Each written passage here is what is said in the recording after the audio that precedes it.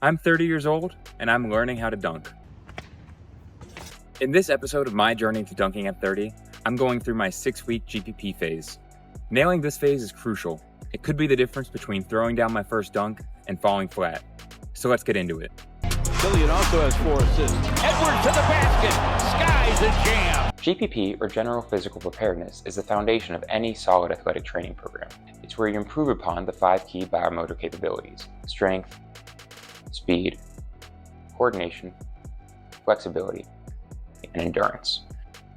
Think of GPP training like the base of a pyramid. The stronger and wider you build that base, the higher a peak you can reach. This phase gives you the foundation for future, more specific phases to come. To set up my GPP phase correctly, I first needed to understand my strengths and weaknesses with regards to those 5 key biomotor capabilities. Right now, my best attributes are strength, flexibility, and endurance. And my weaknesses are coordination and speed.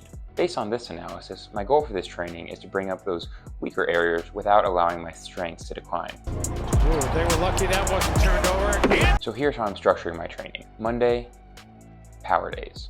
Mondays are power days. These are all about moving heavy weights fast, building the speed of my lifts, and recruiting those high threshold muscle fibers quickly. Wednesday, plyometric days. Wednesdays are my plyometric days. These are all about speed and coordination. Since these are my weakest areas, they get their own dedicated day. Fridays, max effort days. Fridays are my max effort days. I'll be working both ends of the force velocity curve with max sprints, jumps, and squats. Normally, you wouldn't want to squat heavy after a session of sprinting and jumping, but since strength isn't my primary goal, I'm putting it at the end of the week so it doesn't inhibit the rest of my lifts. The power day focuses on a couple key aspects. First, I wanted to get used to lifting heavy weights fast in both the squat and hinge patterns. I chose front squats because I hadn't done them in a while, and they'll be crucial in future training phases. Good mornings are my go-to hinge variation, so I included them because sometimes it's good to include movements that you enjoy and feel good doing. I also supersetted these movements with rocker jumps and broad jumps. This not only touches on endurance, but also introduces my body to French contrast training, which will show up later in my program. These days had a lot more volume than I'm used to, but with the low proximity to failure, they didn't beat me up too much. My plyometric days was all about getting my body used to jumping in every direction. Laterally, forward, backward, even from my knees. The goal was to teach my body to jump powerfully and land safely. Over the weeks, I started to be able to apply more force to my jumps, and my coordination and timing improved. I started with what I thought were low volumes, about 12 total sets, but after day 1, I realized that these days were going to wreck me. So much so that I made Wednesday nights movie nights on the couch. Max effort Fridays were both my most fun and most challenging days. Starting off with sprints got me moving fast, and since it had been a while since I've sprinted, I saw my speeds improve week over week. After sprinting, it was time for max effort jumps. A big focus here was technique.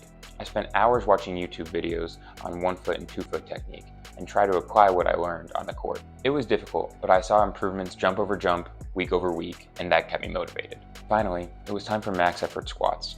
After all that work I had just done, these felt brutal, but I was still impressed when I was able to hit my programmed weights. Everything was going well until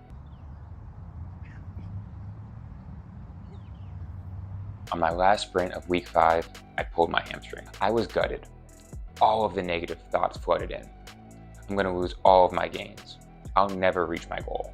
I might as well just quit now. But then I remembered, these are the times that separate the strong from the weak, the winners and losers, and the people that can dunk, and those who can barely touch the rim. So I packed up my gear and went straight to the gym. I did a series of bodyweight exercises to test my hamstring and its pain tolerance, and then went directly into upper body work. An injury isn't a reason to give up. It's a reason to adapt and push yourself in other ways.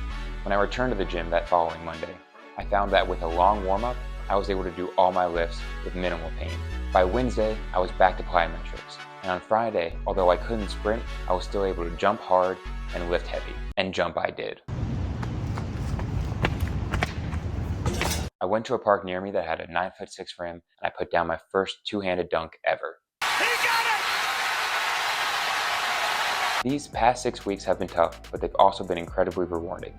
I've grown as an athlete and pushed myself in ways I hadn't before. But this is just the beginning. The foundation is set, and now it's time to build on it. The next phase is where we take things to another level. So hit that subscribe button and follow along as I chase my first dunk. Stay with me. There's so much more to come on my journey to dunking. In the next episode of Dunking at 30, we lift heavier, jump higher, and take a few steps closer to reaching our goal.